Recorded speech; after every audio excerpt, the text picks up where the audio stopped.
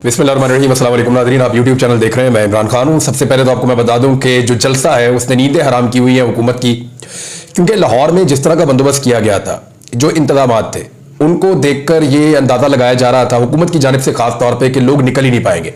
यानी इतना ज्यादा निज़ाम को अगर कस दिया जाए तो फिर लोग कैसे निकलेंगे। लेकिन इसके बावजूद लोग पहुंच गए। यहां तक कि जगह जगह रुकावटें डाली गई, बैरियर्स लगाए गए गई, कंटेनर्स खड़े किए गए, लोग बेचारे सड़कें क्रॉस करते, नाले क्रॉस करते। अब आज मनाजिर आ रहे हैं कि लोग किस तरह जलसागाह में पहुंचे हैं। यानी लोगों को पूरी एक मश्क करवाई गई है जलसागाह में आने के लिए। आम आदमी तो जा ही नहीं सकता था। जिस तरह बेचारे लोग वो बट्टी के टीले अबूर करते हुए आ रहे हैं, किसी जगह पे नाला है तो उसको कैसे वो क्रॉस कर रहे हैं, किसी जगह पे वो रिंग रोड के ऊपर टॉप से कैसे नीचे उतर रहे हैं, बड़े अजीब अजीब मनाजिर एक्सपेक्ट नहीं कर पा रही थी बाकी पॉलिटिकल पार्टीज। लेकिन मियां नवाज शरीफ साहब के लिए सोचने के लिए चंद बातें हैं। मैं सिर्फ उन्हें बताना चाहता हूं कि नंबर एक तो यह है कि पाकिस्तान तहरीक इंसाफ ने कोई खाना नहीं दिया अपने कारकुनों को इस जलसे के लिए। नंबर दो, कोई पैसा भी नहीं दिया जो देते हैं एक एक बंदे को आने के लिए जलसे में, वो भी नहीं दिया जलसे के लिए। नंबर तीन, कोई ट्रांसपोर्ट भी मुहैया नहीं की गई तहरीक इंसाफ की जानिब से। लोग पैदल आए, गाड़ियों पे आए, मोटरसाइकिलों पे आए, अपनी गाड़ियों को रिस्क पे दूर खड़ा करके लोग पैदल पहुंचे, तो ये भी ट्रांसपोर्ट भी नहीं दी गई, नहीं दिया गया। इसके बावजूद लोग इमरान खान की सिर्फ कॉल के ऊपर, उसकी गैर मौजूदगी में, वो जेल में बंद है और लोग जलसे में पहुंच गए। मियां साहब, अगर आप पॉलिश की बड़ी वाली डबिया ना उठाते और आप वो काम ना करते जो आपकी बेटी ने कहा कि हमें अच्छे से आता है कि जूते साफ करने पड़ते हैं, अगर आप गोद में जाकर ना बैठते और जेल में बैठते तो यही थी। लेकिन आपने इज्जत से ज्यादा इक्तदार को पसंद किया, अवाम से ज्यादा आपको लगाव जो है वो उन जूतों के साथ है जिनको आप पॉलिश करके इक्तदार में आए। बहरहाल ये है सिचुएशन। अब मियां साहब का एहसास कमतरी तो बनता है। पाकिस्तान तहरीक इंसाफ का जो नेक्स्ट स्टॉप है, मैं आपको बता देता हूं। एक तो तहरीक इंसाफ ने फैसला किया कि जुम्मे वाले दिन वो एक बहुत बड़ा एहतजाज करेंगे, एहतजाजी मुजाहरा करेंगे उसको लेकर, क्योंकि अब वकला की तारीख तो शुरू हो गई है। लाहौर में तो उन्होंने अपना पहला फेज किया था, अब वो पेशावर जा रहे हैं वकला, और बहुत उम्मीद है कि ये जुमेरात या जुम्मा, इन दोनों में से एक दिन शायद पेशावर के लिए फाइनलाइज हो जाएगा, क्योंकि इसके बारे में बात हो रही है, अभी फाइनल अभी तक नहीं हुआ। लेकिन जुमेरात या जुम्मे को पेशावर के अंदर जो है जीबे हैं वो ऑल पाकिस्तान वकला कन्वेंशन वहां पे बुलाएंगी और फिर ये तहरीक आगे बढ़ेगी। दूसरी जानिब इस्लामाबाद का रेड जोन जो है उसको तकरीबन सील कर दिया गया है, कंटेनर ही कंटेनर पहुंचा दिए गए हैं, और यह सब कुछ इसलिए किया जा रहा है कि वकला की तहरीक शाराए दस्तूर पे दाखिल ना हो सके। अब हाई कोर्ट भी वहीं पे, सुप्रीम कोर्ट बिल्कुल उसके सामने है। वकला को अदालतों में तो जाना है, अदालतों में जाने से कोई रोक नहीं सकता। तो यह बड़ी सिचुएशन पैदा हो गई है मौजूदा हुकूमत के लिए। और हुकूमत कैसे रोकेगी वकला की तहरीक को, इसका उनके पास अभी तक जो मुझे दिखाई दे रहा है कोई सोल्यूशन नहीं है। वो एक पॉलिटिकल पार्टी के जलसे को नहीं रोक पाते, तो वकला की तहरीक को कैसे रोकेंगे। जुम्मे वाले दिन पाकिस्तान तहरीक इंसाफ ने अदलिया के साथ यकजहती के लिए अनाउंसमेंट कर दी है कि वो एक एहतजाज करेंगे जो के अंदर। और दूसरा जो नेक्स्ट स्टॉप है पाकिस्तान तहरीक इंसाफ का, वो तहरीक इंसाफ के एक बड़े मजबूत गढ़ की तरफ जा रहे हैं, और वो है मियां वाली। मियां वाली से इमरान खान साहब का अपना ताल्लुक है, उनका आबाई इलाका है, और यहीं पे वो इलेक्शन लड़ते हैं हमेशा। कौमी असम्बली का एक हल्का वो यहां पे रखते हैं।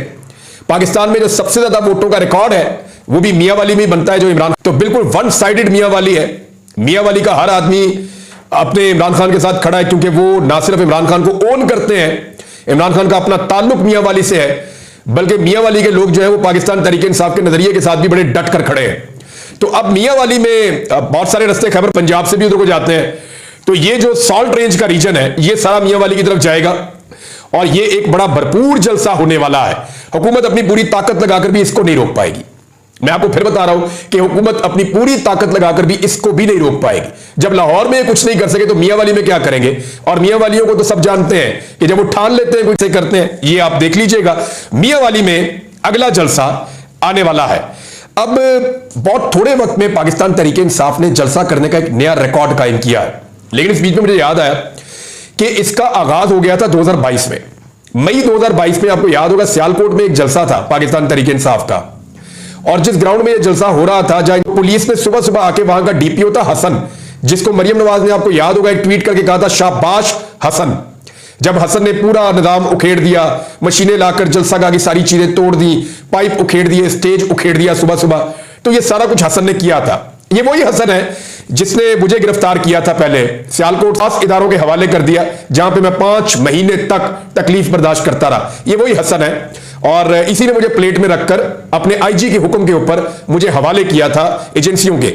बहरहाल ये जो हसन है, इसको शाबाश दी थी मरियम नवाज ने। तो उस दिन पाकिस्तान तहरीक इंसाफ ने 8 घंटे में एक नया जलसा किया था। डार बरादरान ने अपनी फैक्ट्री के अंदर किया था। मैं कई किलोमीटर पैदल चल के गया था, इतनी दुनिया इकट्ठी हो गई थी, इतनी बड़ी तादाद में लोग आए थे। तो तहरीक इंसाफ की ट्रेनिंग बड़ी अच्छी हो रही है इन सारे हालात में। अच्छा जी, अब एक और चीज है, इमरान खान साहब के खिलाफ एक नया प्रोपेगेंडा लॉन्च किया गया और वो प्रोपेगेंडा ये है कि इमरान खान यहूदियों का एजेंट है।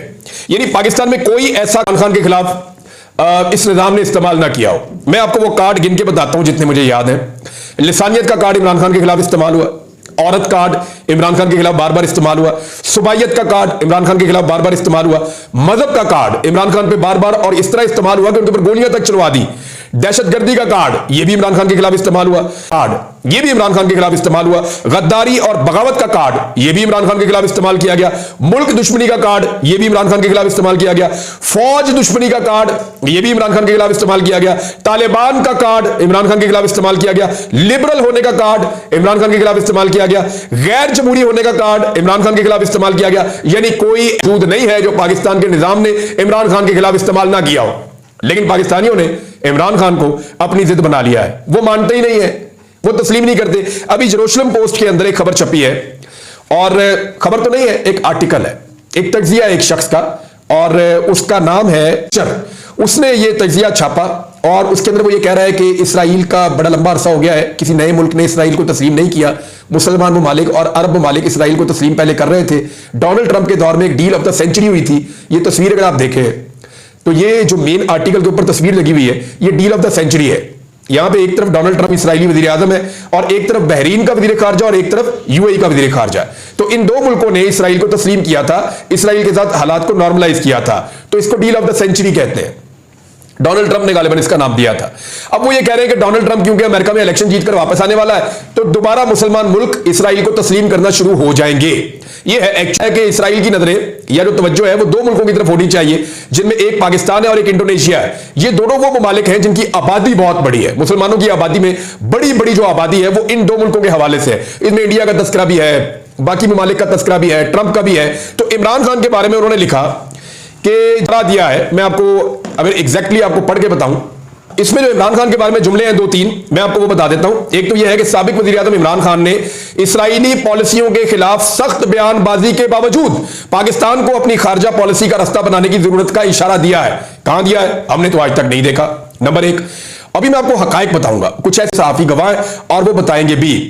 फिर उन्होंने कहा जी कि ये उम्मीद की जा सकती है कि इमरान खान साहब पाकिस्तान की जो मिलिट्री है उनकी राय को तब्दील कर सकते हैं फौजी एस्टेब्लिशमेंट की इसराइल के बारे में, क्योंकि फौजी एस्टेब्लिशमेंट ये सोचती है कि इसराइल को तस्लीम नहीं करना चाहिए। ये वहां पे छपा है। ये जी 15 सितंबर का आर्टिकल है। अब इसको पाकिस्तान के मीडिया इसराइल के साथ जाकर खड़े हो गए और इसराइल को तस्लीम करने ही वाले थे अगर कहीं रजीम चेंज ऑपरेशन ना होता तो। अब मैं आपको बताता हूं हकायक, और ये हकायक मैंने लिखकर इसलिए रखे ताकि कोई चीज गलत ना हो और एक एक चीज वेरीफाइड है।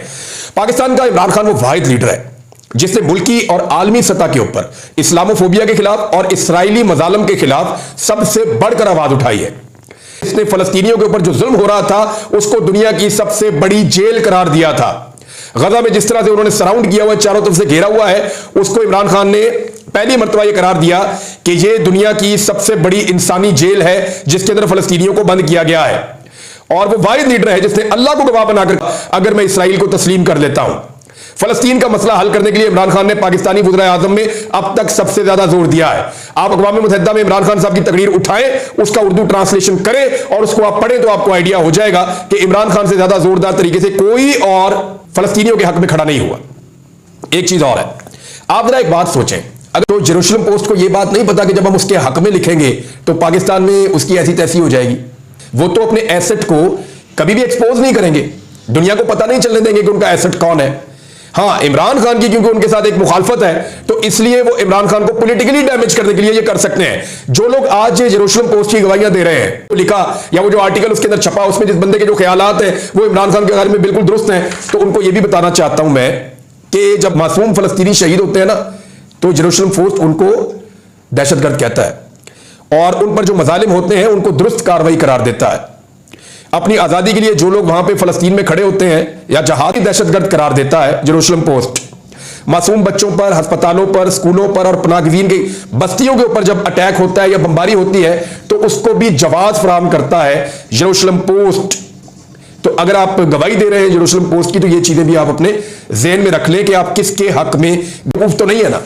पाकिस्तानियों को पता है कि कौन कहां खड़ा है और इमरान खान ने कितनी आवाज उठाई फलस्तीनियों के हक में और इसराइली मजालम के खिलाफ। ये एक हकीकत है और इससे आप भाग नहीं सकते। इमरान खान ने इस्लामोफोबिया के ऊपर इतनी आवाज उठाई कि आज इस्लामोफोबिया के बारे में जो आलमी दिन मनाया जाता है वो इमरान खान साहब ने ये कोशिशें की और उसी निस्बत ये बात बहुत अच्छी तरह जानते हैं कि जो आदमी भी पाकिस्तान में इसराइल की हमायत करेगा वो पाकिस्तान में अपनी मकबूलियत खो देगा और इसराइली अखबार जिस आदमी की इसराइल में हमायत करेंगे वो आदमी भी पाकिस्तान में अपनी मकबूलियत खो देगा।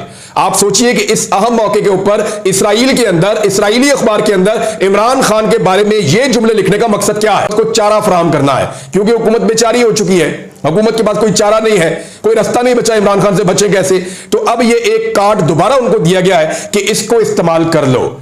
इमरान खान को उसकी शोहरत को नुकसान पहुंचाने के लिए और मौजूदा रिजीम को ऑक्सीजन फराहम करने के लिए यह उनकी हमदर्दी के तौर पे किया गया है और वो इसको ऐसे ही इस्तेमाल कर रहे हैं। अब मैं इमरान खान साहब का तो बड़ी वजाहत के साथ हमने ऑफ द रिकॉर्ड पूछा, ऑन द रिकॉर्ड पूछा, बार बार उनसे बात की। उन्होंने ये भी बताया कि मेरे ऊपर दबाव भी आता है मुसलमान मुल्कों से, लेकिन मैं कभी भी इसराइल को तस्लीम नहीं करूंगा। फलस्तीनियों को उनका हक मिलना चाहिए।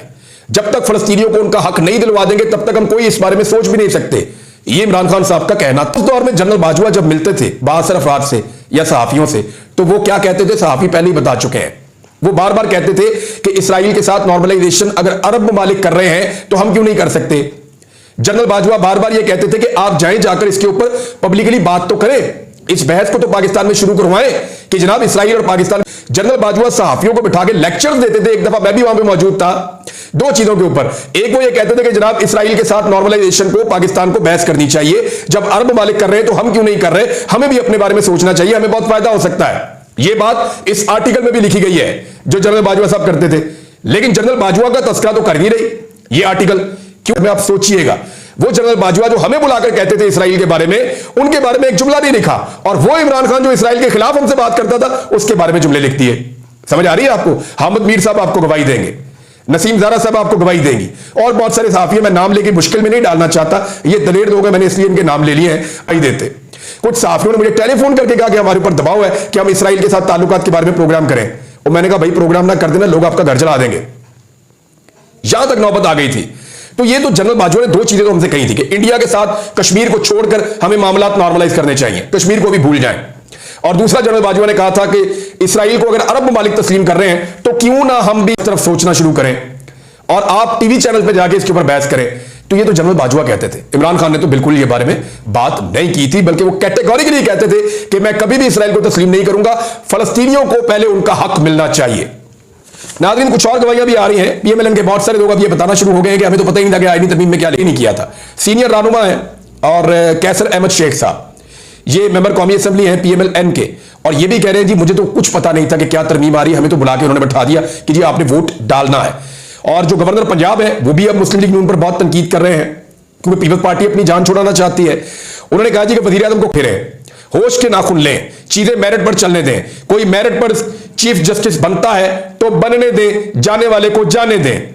लेकिन यह इतला मेरे पास है कि अगले 20 से 25 दिन के अंदर दोबारा भरपूर कोशिश की जाएगी और आईनी तरमीम को पास करवाने के लिए यह हुकूमत किसी भी लेवल तक जाएगी, लेवल पे सहूलतकारी भी दी जाएगी और इसमें सुप्रीम कोर्ट ऑफ पाकिस्तान का कादी फायद ईसा साहब का बड़ा इंपॉर्टेंट रोल होगा।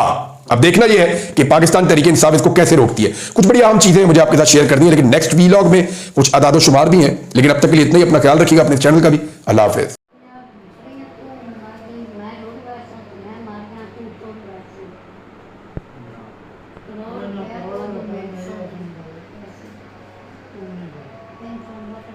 Thank you.